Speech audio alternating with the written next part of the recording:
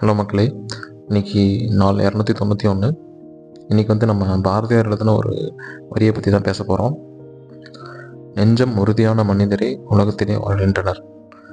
இந்த வரியில் அவர் என்ன சொல்ல வர்றாருன்னா, இந்த உலகத்தில் மிகப்பெரிய போர் வெளியே நடக்கிறதில்ல, ஒவ்வொரு மனுஷனுக்குள்ளே இருக்கிற பயத்தோடு நடந்துகிட்ருக்கு அப்படின்னு சொல்ல வர்றாரு.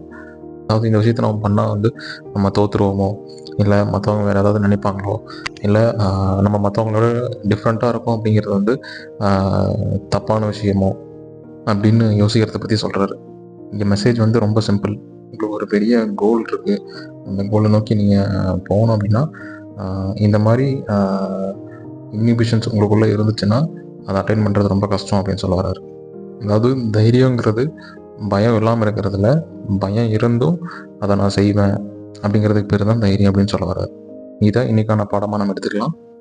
ஒரு பாப்புலரான டைலாக் இருக்குல்ல, இந்த உலகத்தோட மிகப்பெரிய சொல் செயல், செஞ்சு காட்டுவோம்.